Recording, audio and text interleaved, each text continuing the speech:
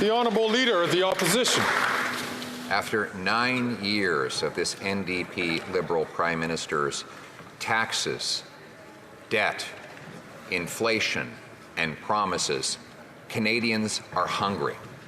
Literally, according to the Food Bank's Canada report, 50% of Canadians say they're worse off than a year ago. 25% are in food insecurity, and a quarter of young adults went to a food bank in 3 months alone this year. Why is it that Canadians who can't feed themselves have to keep feeding his morbidly obese government? The Right Honourable Prime Minister. Speaker, it would be slightly more credible to hear the Conservatives concerned about the challenges Canadians are facing if they hadn't stood and voted against more spaces in childcare, voted against our dental care program that 2 million seniors have signed up for and has now delivered close to 100,000 dental appointments for seniors in just 22 days, Mr. Speaker. They've also stood against our school foods program that's going to help 400,000 more kids across the country have full bellies as they start their school day. These are investments that they're opposed to, that we are there to help Canadians with. The Honourable Leader of the Opposition. Mr. Speaker, it's a school food program that has not served a single solitary meal, even though it was promised 3 years ago. What he's feeding is bureaucracy, not children.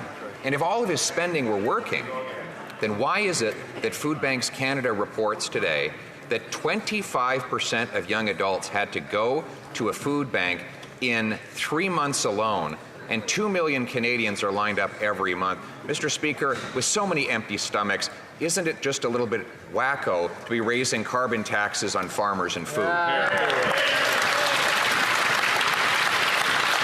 The Right Honourable Prime Minister. Mr. Speaker, we announced the National Food School program in the budget, and just after question period today, the Conservatives have an opportunity to vote in favour of the National School Food program and other initiatives that are going to help hundreds of thousands of kids across this country and indeed millions of Canadians with the high cost of living. But he's going to stand there and vote against it, Mr. Speaker, to prevent it from delivering the help Canadians need. We will keep going on delivering support for Canadians, and we will keep going on putting more money in the pockets of 8 out of 10 Canadians with our price on pollution that supports Canadian families and successfully fights climate change. Hear, hear.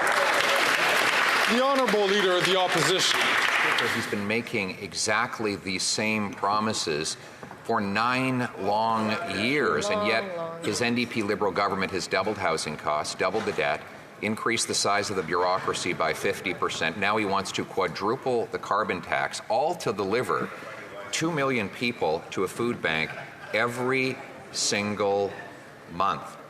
Mr. Speaker, if government programs were really going to solve the problem he caused, then why are Canadians so hungry? The